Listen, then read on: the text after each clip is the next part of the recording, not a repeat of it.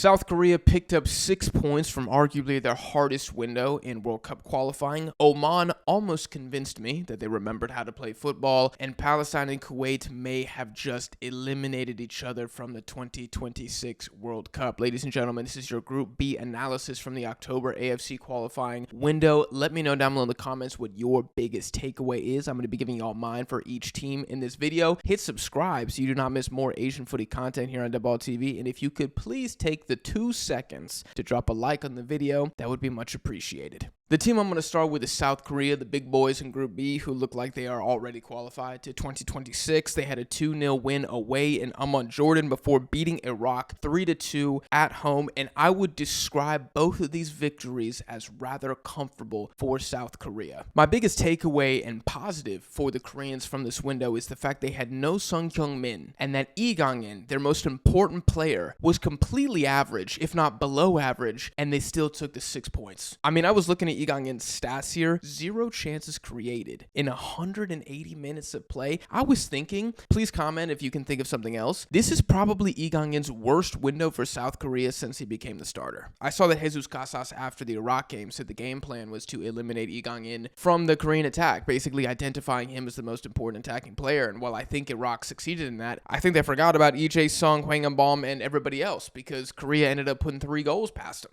Also, shout out to Jun Kobe, the young Korean winger who picked up 2 assists during this window. He's up to 3 goal involvements in his first 4 games for the senior team. So that dude is looking like the real deal. I thought, honestly, overall, the Korean attack, it was kind of a redemption window for all of them. Every single player stepped up with Son being out and Lee Gang-in not really doing anything. I think Hwang In-beom, this might have been one of the best windows I've seen from him in a long time. EJ Sung, who I think there were question marks about, okay, he's 32 years old, how much longer is he going to be a key figure for the national team? Grown man header against Iraq was great in both games. And then you got a bunch of the kind of newcomers to the Korean side. I already mentioned Jun Kobe, but also Oh Hyung-yu, who had a ridiculous goal against Jordan for the second one. I mean, pure class, pure tech. I mean, Korea looked like all of a sudden they're in a good place right now. I saw some of my Korean homies online saying that Korea shouldn't be too excited about this window because they're South Korea. They're one of the giants of Asian football, despite not winning an Asian Cup since the invention of color television. But I don't think that's giving the team enough credit. I think there were plenty of hurdles to overcome during this window, and I think the Koreans did that.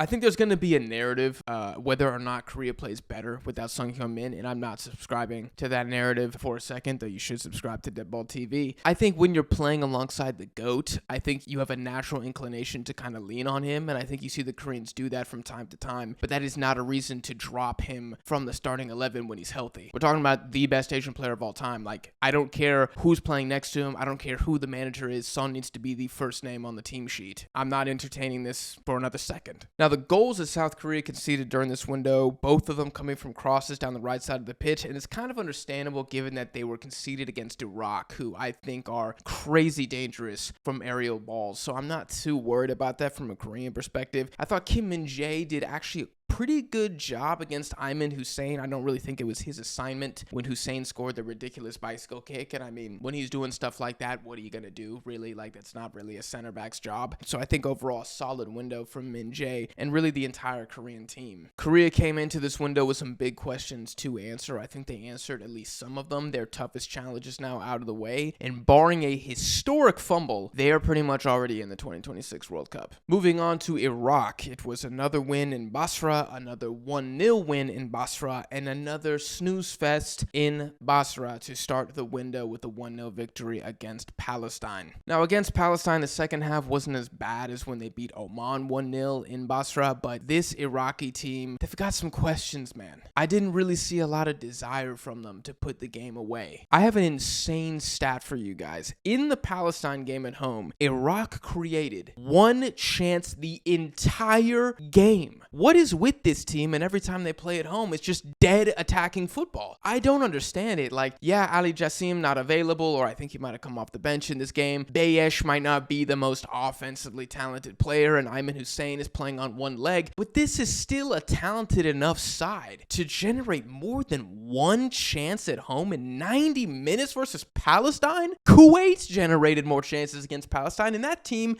is basically a one-man squad. Like, I know that Iraq have injuries, but so does Jordan. So does South Korea. Jordan scored 4 goals in the game against Oman, and South Korea scored 5 goals in this window. I don't know if it's a personnel thing or what, but Iraq have 4 goals through 4 games, and Ayman Hussein has 3 of those, and so somebody's got to step up. I don't know if it's Jesus Casas just being incredibly pragmatic or what the actual reasoning is, but there's a lot of room for growth and improvement for Iraq. In this October window, Iraq created 6 chances across the 2 games. That is tied with Kuwait for the lowest chances created in Group B. Overall, through 4 games, Iraq have 22 chances created, which is 5th best in Group B. Palestine and Oman have created more chances than that through 4 games. Again, you could talk about injuries, you can talk about the Sulaka red card early against Kuwait, but these are excuses as far as I'm concerned. Iraq are better than that. Defensively, I've been saying this team is kind of average, and I think it's not even just the defense, it's the fact that in every single game, including in this window, there's never any cushion. Like, the defense are always playing in a circumstance in which they are defending just a 1-0 lead, so there's no cushion, or the game is 0-0, so Iraq don't really get to chill at any point. Like, they're always kind of playing on the fine margins of footy, and I think that's why you see some mistakes, and there were plenty of mistakes against South Korea. It was pretty much a masterclass from Sulaka and Atiyah on how to not clear the ball. I mean, the only legitimate, I'm not going to say legitimate, but the only goal that I thought was absolutely incredible from South Korea was EJ Sung's header, which was the 3rd goal. Other than that, I don't really know what Iraq is doing in the box. And because they can't run it up, like I said, they're susceptible to these draws. They're susceptible to these upsets at all times. And I think this is really a turning point for Iraq. Like, they've started slower than the other teams, and they still have time to correct the ship, but they kind of gotta go now. And speaking of now, their next game, do you guys know what it is? It's Jordan at home. If Iraq does not get up for Jordan at home, then they're gonna be doomed to going to round 4. I mean, they're not gonna get eliminated in round 3. They're not gonna finish 5th or anything like that, but I think their aspirations of a direct qualification will go down the drain if Jordan go into Basra and get a draw or even a victory. To end on a positive for Iraq, because I don't want this to be purely negative, like, there are good things about this team. As kind of uninspiring as it is, they still have 7 points and are tied with Jordan for 2nd in this group. It hasn't been a complete unmitigated disaster. I just have high expectations for them. That's all. It's coming from a place of love. But to end on a positive note, I think it's time, or at least it's time for me, I'm comfortable doing this now, to anoint Iraq as the most dangerous attacking team from set pieces. That's right. I think they've taken the mantle from Australia. I don't even know if Australia have a goal off a set piece yet in World Cup qualifying through 4 games, which is kind of embarrassing for them. But I think Iraq, you look at Ayman Hussein, you look at the CBs, you even got Ibrahim Bayesh getting a header off a set piece. I mean, these guys, that's going to kind of be their trap card, even when the offense is dead, even when there's not really any chance creation through the middle whatsoever. They still have that threat in the air. So I think that's something that Iraq is going to have to lean on against Jordan through the rest of qualifying, and once I do expect them to make the World Cup in that tournament as well. Iraqis, let me know if you agree with my analysis of your team down below. I'm going to move on now to Jordan, who lost 2-0 at home to South Korea and then completely ravaged Oman 4-0. They did have a doubleheader at home this window. Now, I think it's a little tough to dig into the Korean loss a lot because Yazan was clearly not 100% and there was no Musa Al-Samari, but I think it's fair to still be critical, and I am going to be a little critical of them. I think they showed Korea too much respect. I mean, you look at passes in the opposition half during this game. Korea, 280 passes in Jordan's half. Jordan had 70 in the opposition half. I mean, for God's sake, you're not winning anything, especially when you're playing South Korea with stats like that. I felt like there wasn't any bite to Jordan's counterattack. I thought Ali Olwan barely did anything. I think Mahmoud Al-Mardi, I think his passing accuracy was 50% in this game. He only attempted 13 passes total. I mean, when you're already missing your 2 best players and your 3rd and 4th best player are turning into ghosts and your back line of Nasib and Al-Arab can't pass the ball more than 5 yards, and you're playing South Korea, you're going to lose the game, bro. And that's what happened. Like, there's not really like, oh, it was a fluke or like, oh, Korea got lucky. I think Korea 100% deserved to win this game 2-0. I don't think we saw the same defensive fragility of Jordan that we saw from Iraq when Iraq lost 3-2, but it wasn't a great game. And it was actually a pretty poor game. I think Jordanians will blame the fact that their best players were not available, but I mean, Korea didn't have Son and Lee Kang-in was terrible. So is that kind of a net zero for both sides? You can make the argument so. Let me me know down below in the comments. Now, against Oman, the script was completely flipped. And this is the second window in a row we've seen Jordan, for different reasons, have a kind of rough, slow, lethargic, almost borderline sloth first match, and then, I don't know, go Super Saiyan in the second game and completely dominate whoever they're playing. I mean, they did it against Palestine, now they did it against Oman. Now, Jordan beating Oman is not a surprise. I predicted that they were going to beat Oman even without Yazan and Altamari, and Yazan ended up playing this game. But beating them 4-0 after Oman beat Kuwait 4-0 is something that surprised me. So I think the Jordanians, who can be a bit spiteful, I think they saw the Omanis and they saw that the morale was too high. They saw that there was a little too much excitement. They said, hold my Karakali, and decided to beat them 4-0 of their own. So a true humbling for Oman in this match. I think I mentioned that Ali Owan has been a bit quiet lately for Jordan. He's kind of always been number 4 in the Jordan Big Four, if you want to say it like that. Well, he was numero uno in this game against Oman. 2 goals, 1 assist. He was an absolute menace. His first goal is absolutely disgusting. I thought he was everywhere. Man of the match, hands down, to Ali Owan, and I think it's about time. So I'm glad to see him step up. Mahmoud Al-Mardi with an assist, of course, because that's what that man does. And Yazan gets a brace in this game, now being the top goal scorer in round 3 with 4 goals. I mean, the only thing Jordan need is consistency. There's not really anything else here. I mean, I could look at the midfield and I could, ask some questions. Is Al-Rashdan really like top level? I think he's actually a pretty good midfielder. He was terrible against South Korea, but he's actually a pretty good midfielder. I think these guys just got to stay focused. Like, I don't know, pop an Adderall before the game. Like, that is really all they need to start killing some teams. And I really do think it was a missed opportunity against South Korea. Like, if they would have gotten a draw in that game, missing the players that they were, then I think you have that kind of rematch in Seoul as an even bigger blockbuster match. And I kind of think we were robbed as Asian fans to see that game with both teams at full strength. Like, that's going to be a disappointment for me for a long time. But if Jordan can just play well, they can get a result against Iraq in the next window, and they will finish second in this group. Mark my words. Next up, let's talk about Oman real quick. Like I said, I was almost fooled. They had me in the first half after they beat Kuwait 4-0 at home. And that was the first time that Oman have scored more than 3 goals since 2021 when they beat Nepal 7-2. And the only thing I have to say about that is, how the hell are you going to let Nepal score 2 goals on you, bro? I mean, that is more than embarrassing. I think they were able to flex a little bit of that attacking talent that Oman have in this Kuwaiti game. And they do have a few guys up top, right? Like, who is a better attack, Oman or Bahrain? Let me know down below in the comments. It's probably Bahrain just slightly, but they're kind of like equal power, right? Like, these teams, even though they're not exciting, they do have some individual talent that can punish you, unlike,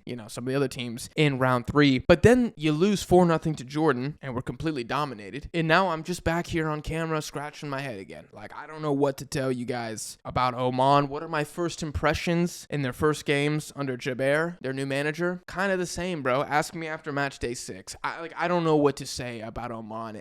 They're also wildly inconsistent. The 2 best teams they've played in this group, they've conceded 7 goals total in those 2 games. I mean, are we going to keep talking about a pretty good second half against Iraq? Is that like the big data point for why Oman is going to make the next World Cup? I don't know, bro. I don't know. I'm pretty sure they have Palestine next. Must-win game. That is actually a game I'm going to probably watch multiple times because it will tell me everything I need to know about both of those sides. And speaking about Palestine and Kuwait, we're kind of going to do these at the same time here because I think their fortunes are truly tied together as national teams. Palestine actually played pretty damn well away against Iraq. It wasn't quite as threatening as Oman, but they were a little bit more consistent in the game than Oman was. I mean, I told you they conceded 1 chance to Iraq, and if Ayman Hussein doesn't have an incredible finish, they're walking out of Basra with a 0-0 draw, because outside of that, Iraq had nothing. And we would be looking at a Palestine team that after 3 matches have a draw away to South Korea and a draw away to Iraq, and they would be going into the Kuwait game in prime position to capitalize, and that's not what happened. And as I said in my prediction, Palestine, as tough as they are, they're going to really struggle winning games. And that is what you have to do if you want to make the World Cup. Being tough doesn't get you to the World Cup. Being tough gets you a couple good points here and there, but you're probably going to need at least 8